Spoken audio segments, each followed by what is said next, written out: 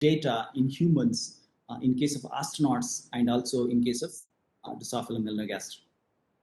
So that was the very first beginning experiment we did in 2006 or 7, I guess, from our lab. So after that, we had another very interesting, fruit fly experiment on the space station is heart flies, which is CRS mission on the SpaceX. So that was the previous mission was on the shuttle. Shuttle is basically they used to go like a flight and come back and land on the in Florida Kennedy Space Center. Whereas these CRS missions are actually they are not a shuttle space. They will go through the rocket and they will land on the ocean. From there, we will bring back the samples. So in this case, what we have done is the heart flight. The idea is to understand how space flight is going to be affecting the or impacting the both heart structure as well as function. Of course, before we get into the details of the heart fly mission, so it is important to understand how relevant this human heart with the Drosophila melanogaster heart, right? Of course, it is not as complex as we don't have the four-chambered, very systematic, well-structured heart in case of Drosophila melanogaster, unlike humans. But you can see it's simply a tubular peristaltic pump. You can see in the red color, that is the heart of the Drosophila. And because it's in open circulatory system, it's simply because of the pumping, it will flood all its tissue. We don't have unlike humans, we don't see a closed system of closed circulation system in the Drosophila or insect in general. We have the open circulatory system. That means it simply floods with the hemolymph. So, but if you look at the genetic and molecular mechanism, which is underlying both cardiogenesis as well as cardiac function, is highly conserved between the fruit flies and mammals. Especially, I would like to focus on two channels, ion channels. For example, KCNQ and HERG. These are two ion channels which are very, very critical for the cardiac repolarization. Basically, diastolic and systolic movement. It is important from the point of that. But this is highly conserved in both fly as well as adult humans, but not in rodent model. This is very important point to be noted because you don't find these ion channels in rodent models like mice or rats, but you find in fruit flies and adult humans, which makes much more powerful model system to understand the cardiovascular issues or cardiac repolarization issues using fruit flies in model system. So I would like to compare how the fruit fly heart is comparable to the human heart, so that we can understand the importance of research. So there is a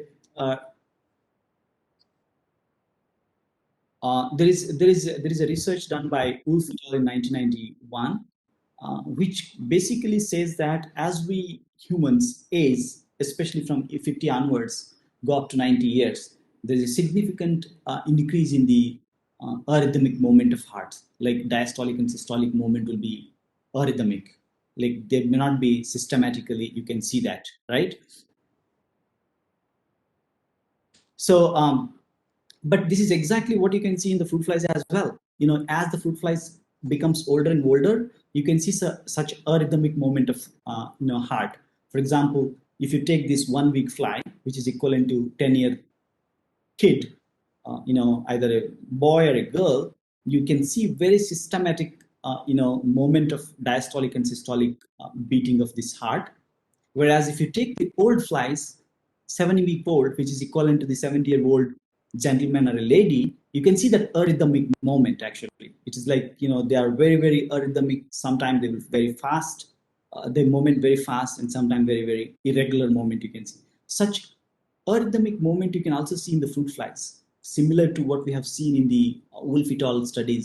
As we age, more and more arrhythmic movement of the heart will happen. So exploiting such kind of animal models will be very important from the point of understanding the heart problems, heart structure problems, function fact problems in the space flight condition.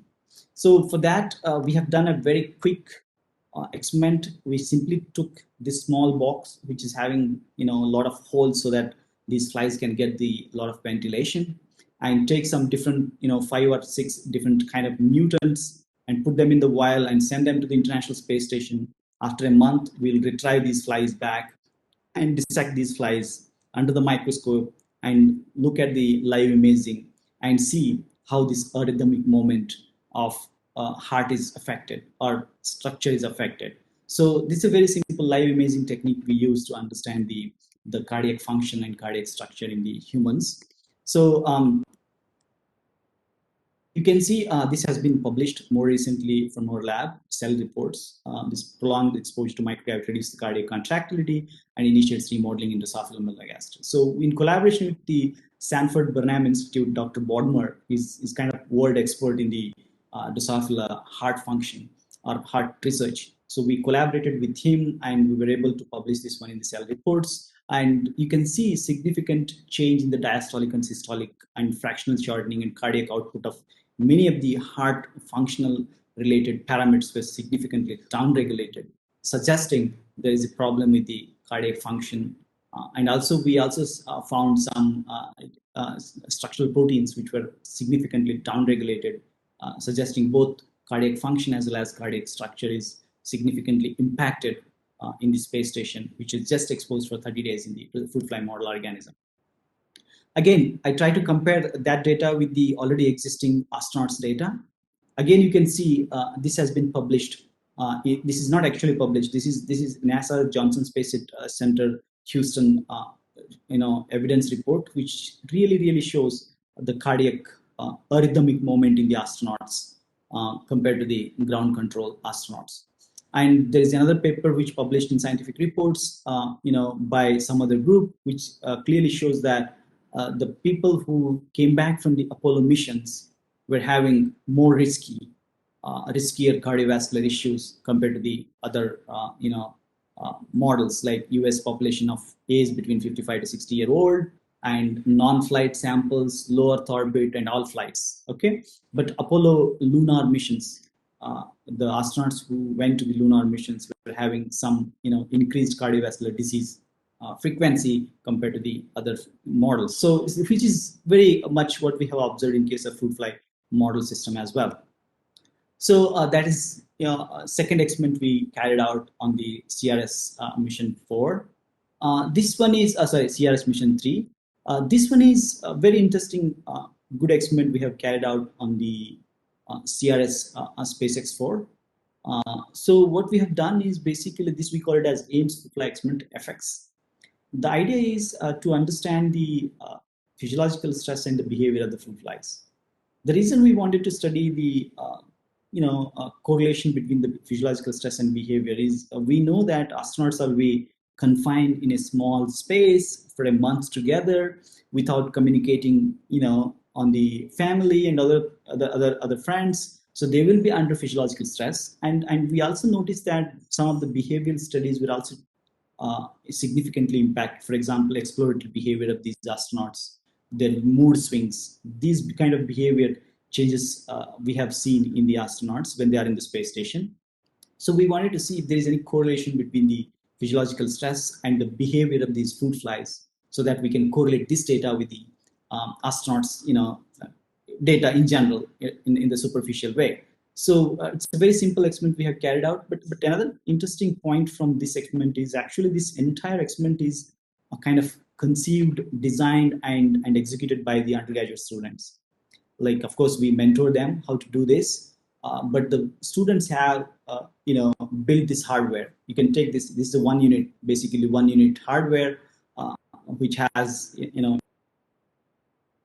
half unit chamber, which is having again 2 chambers, which have houses 2 different types of wild type flies and the stress resistant mutant. We call it as Indy. Indy is a mutant in the fruit flies, which is stands for I'm not dead yet. So basically, these are very long lived flies, which live around 30 to 40 days more than the wild type, which is almost like 70, 75 years old, 75% more than the normal flies, right? So what will happen is basically we wanted to compare this one with the wild type flies and see how they will behave with the wild type and stress resistant mutant.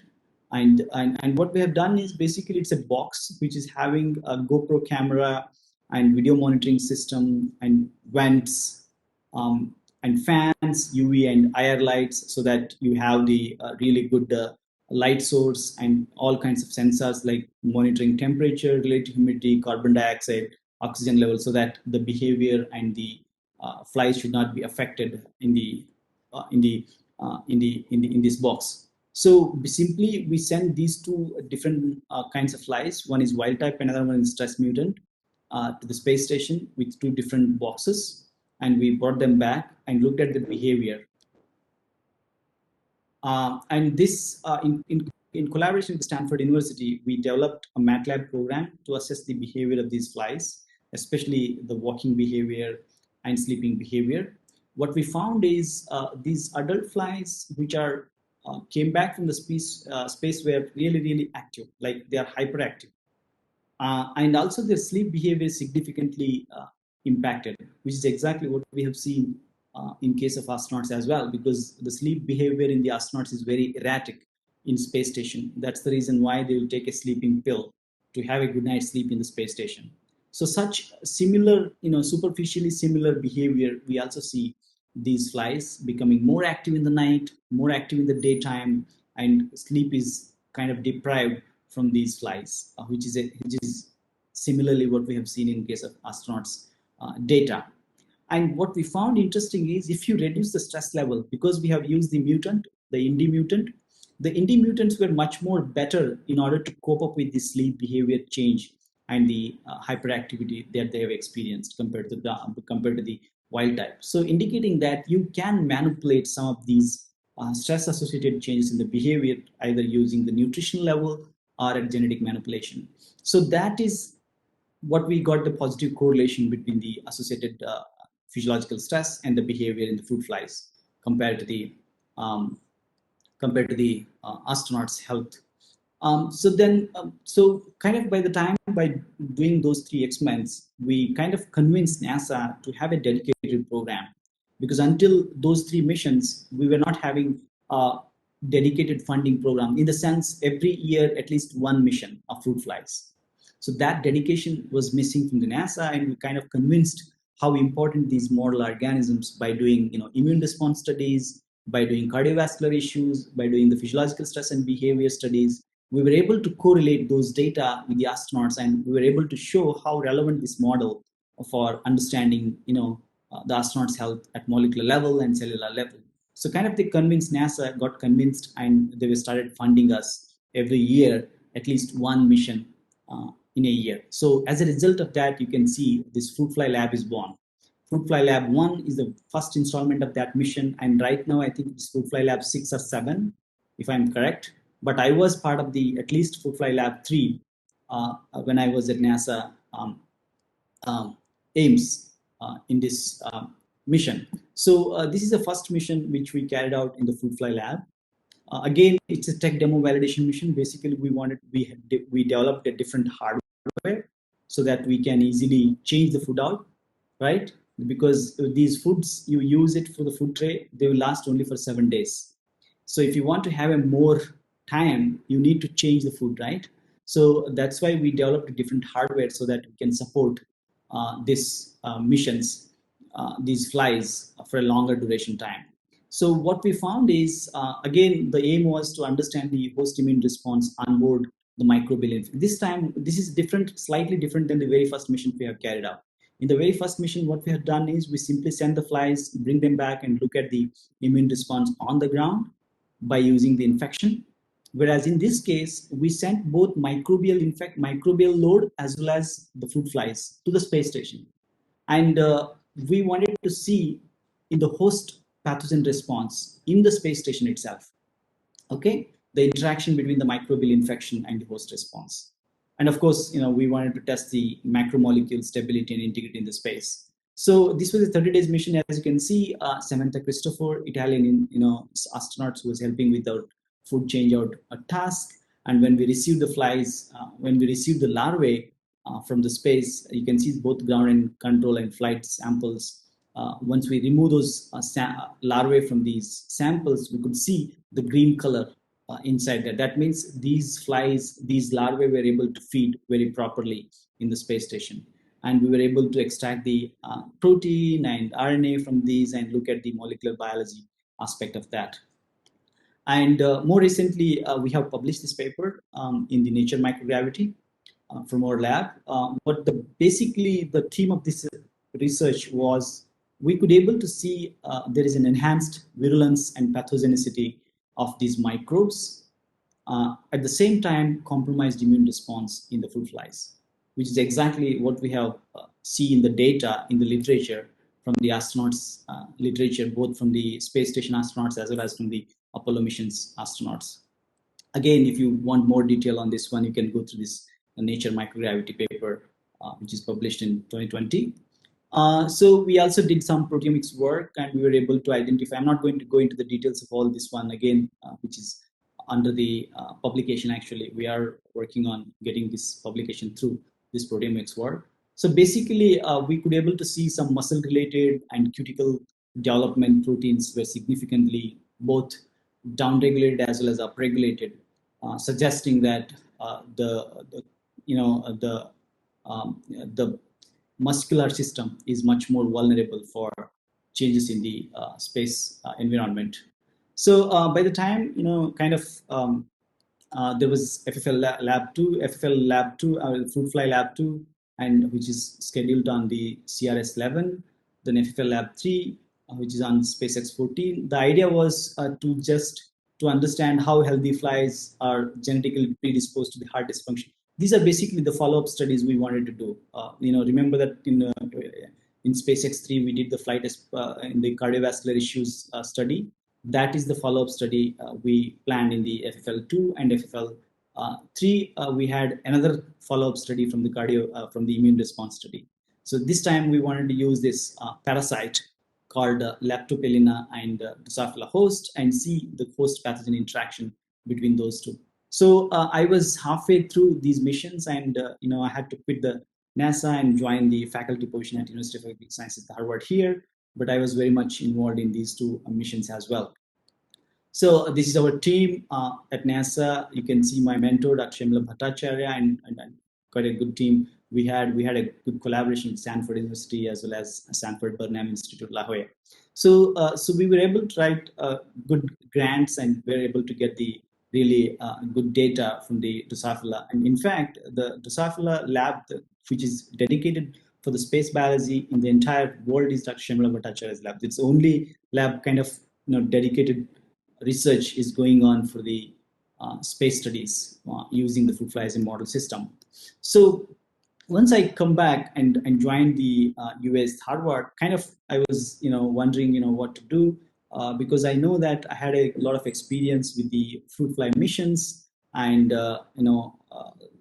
and altered gravity models like hypergravity and microgravity models. I was wondering how can I take that research forward in India, and luckily there was, and of course I was able to write some grants by the DST and able to get some of these grants. The one is the hypergravity as a novel tool for crop improvement and crop protection. So I'm going to talk about that a little later. But before that, by the time I came back here, actually there was announcement by the Prime Minister that probably by 2022 we're going to send the astronauts from the Indian soil. So as a result, the ISRO was announced an opportunity to fly some of the opportunities to fly to the space because there was a Gaganyaan program which was conceived, and ISRO asked for the proposal to submit. And we really grabbed this opportunity and kind of proposed this proposal to the ISRO for the unmanned Gaganyaan program, Gaganyaan mission, which is scheduled to go by actually end of this year. But because of the COVID, I think probably it got postponed for another 6 months. Right now, they have funded 78 lakhs for this mission, and we are working in this area in collaboration with the Indian Institute of Space Science and Technology. So the idea is basically we wanted to understand how kidney stones will be differently formed in space flight, in fruit flies. Because we know that there is plenty of literature. For example, there is a literature on the astronauts that the astronauts who are staying on the International Space Station, they were much more vulnerable for kidney stone formation. It's precisely because there's a lot of bone demineralization happens because of the excessive calcium excretion, and because of the, they mostly have dehydrated packaged food, so that will reduce the intake of a liquid, and and also the decreased fluid intake and exit. It's very difficult to drink water as well as pass the urine in the space station. So as a result of various reasons, like change in the urine volume, pH, citrate concentration, there is a significant increase in the risk of kidney stone formation in the astronauts. But they are managing using some of the pills. So they are trying to do, but we don't know what are the molecular mechanisms which are underlying the kidney stone formation in humans in space, and whether that those molecular mechanisms are entirely different in the space or in the ground. So in that, we wanted to understand the molecular basis of kidney stone formation in space using this fruit fly model, because fruit fly is really good model, as I said.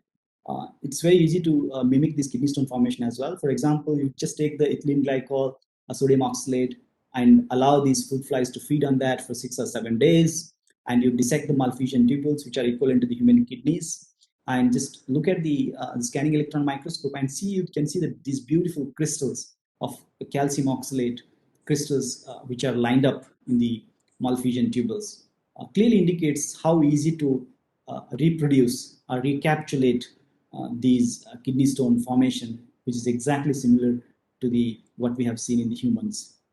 So we wanted to understand how differently they will be formed in the space, and this work is actually going on in the Indian Institute of Space Science and Technology, Trivandrum, and it has been funded by the ISRO. And hopefully, if everything goes well, will be the this will be the first mission by Indian space biology mission by India in the Gaganyaan program, and we're just finger crossed. Hopefully, it will go through. So other than that, I was wondering, I was also talking about, right, because I was currently located in University of Agriculture Sciences, Harvard, and I have a mandate to do the, agriculture research. And I was always wondering, how can we exploit my hypergravity and, microgravity expertise for crop improvement and crop protection. So for that, we got funded by DST in 2019, and which is currently running now. What we have done, it's very simple, because we know that the evolutionarily hypergravity is going to be an evolutionary novel environment, because every organism had adapted to Earth's gravitational force. If you change that dynamics, you have a very significant change in the behavior, structure, and physiology and anatomy of these not only model organisms but also in the plants. You can see that. And we took these wheat seeds and simply we exposed to the hypergravity environment at different intensity, and we could be able to see there is a significant increase in the root length, especially at 10Z, right? As you increase the intensity of hypergravity from 10Z to 100Z, there you can see a very dramatic decrease in the root length as well as shoot length, because they have really good consequences in terms of developing cultivars which are having drought tolerance or drought avoidance. So what we have done is, then once we fix the intensity and we looked at the duration, whether the duration is going to be impacting on the plant growth, and we were able to see that 12-hour exposure is the best one. And after that, once we confine that 10Z 12 hours exposure of wheat seeds to the hypergravity will have a really good phenotype in terms of root length and shoot length. Then we took that one to the greenhouse study. Okay, in the greenhouse, you can see the 10Z for 12 hours exposure as well as 10Z for 24 hours exposure, which has a significant increase in the root length, root volume, as well as root dry weight, which are very, very critical parameters in terms of developing the cultivars which are having drought tolerance or drought resistance. So of course, we also saw the number of roots per plant also increase, but it was not statistically significant.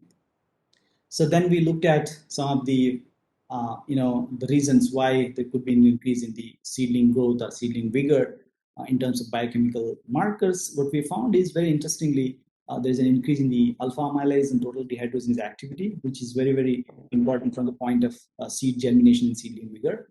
And also we were able to see some changes in the protein profile. especially the 67 kilodalton, and protein was significantly downregulated, which is very important from the point of gluten. So more importantly, total chlorophyll content and Rubisco enzyme activity, which is kind of, you can see in the middle row at 12 hours, you can see there is significant increase in the Rubisco content as well, which is directly relevant to the total chlorophyll content, which may have influenced the change in the yield level as well. So we looked at some hormone level because the hormones are very important from the point of root development. We took 45 days old and 8-day old the plants, then look at the hormone level and changes in those hormone levels and how they are influencing the root growth. So, and another phenotype, interesting phenotype we saw is the delayed leaf senescence phenotype. When we expose seeds to the hypergravity and sown in the greenhouse, we could be able to see the hypergravity exposed plants were much more greener and longer, long time. They were delayed leaf senescence phenotype compared to the control one. So these are some of the phenotypes now we're able to identify, but we need to understand how exactly these results will translate into in terms of yield level, in terms of whether these phenotypes are genetically heritable in nature and all that. That research is kind of going on right now, and this is what I'm doing it currently at US Harvard, and this is my team, mostly comprised of master level biotechnology, plant biotechnology students, and one or two PhD students. So this is a very small team, and right now, I am in. This is just 4 years. I joined here, and hopefully, I'll be able to do much more, interesting work in the near future. So I think with this, I'll kind of wrap up my talk. With the what I have done at NASA Research Center, what currently we are doing with the ISRO, and what I am doing at the ground level, because we can't simply depend on the flight missions for every time, right? It's very uncertain. So that's why it is important to have these ground-based studies so that we can have the continuity in our research. So with that in mind, we started this hypergravity and crop improvement research program. So I think, yeah, I will, I'll stop here, and I'll be happy to, answer some of the questions you guys have. Thank you so much. Again, thanks, Dr. Nitin, for this opportunity. I'll be happy to answer a few questions. Okay, thank you very much, sir. Very wonderful and excellent talk. If anybody has any question, you can ask.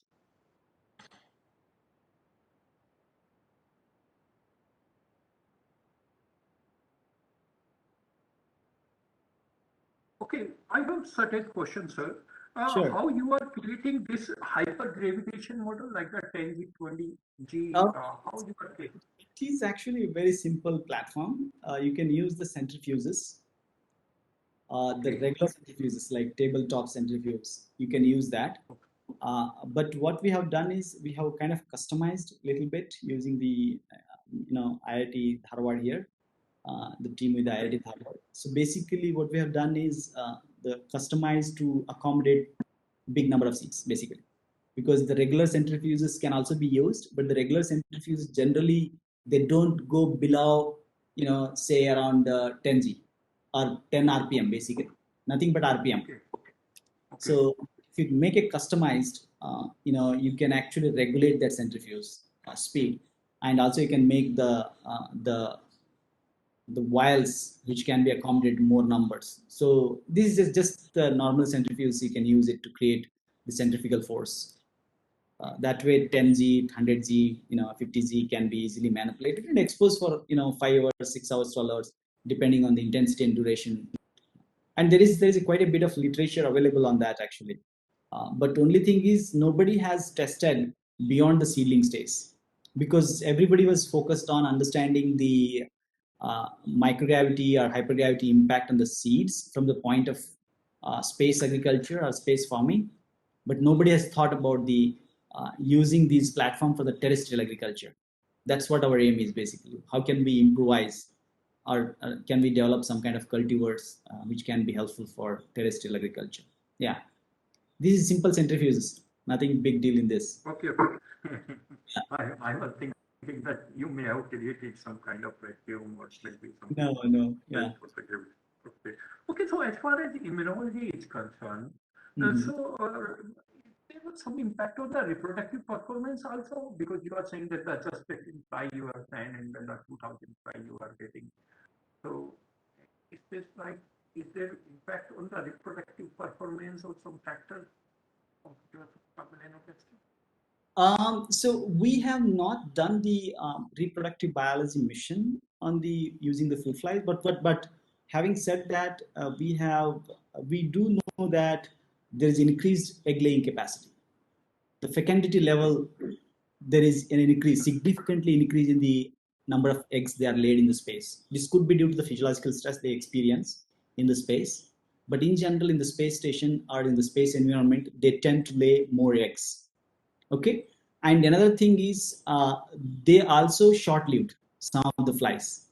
Once they came back, they will not live very long, again because of the stress environment they experience or the microgravity impact on the aging factors. Again, we have not looked at the that kind of studies, but more recently there is a Japanese study which clearly shows, in fact, what they have done is they stored these sperm and ovum of these mice in the space station for 6 years in cryopreservation. Then they brought back on the ground and they have fertilized these eggs, and they were able to get very healthy baby pups from those. So I don't know, and at least at the level of in the sperm and ovum, nothing is going to happen if you preserve very nicely in the space station, right? So that's what the study indicates. Actually, it has not published, but just I saw the news clips, and this is done by the Japanese space station, Japanese space agencies groups. So there is, yeah, I mean, so many unanswered questions are there here in the space balance, because opportunity for going to the space is so less, and in fact, NASA is the leading institute in promoting the space biology research, and you don't find such space biology research going on anywhere in the other space agencies. So that's why it's 10, just 20-year-old research, 25, and there are so many unanswered questions in this one, and not every researcher has able to do all kinds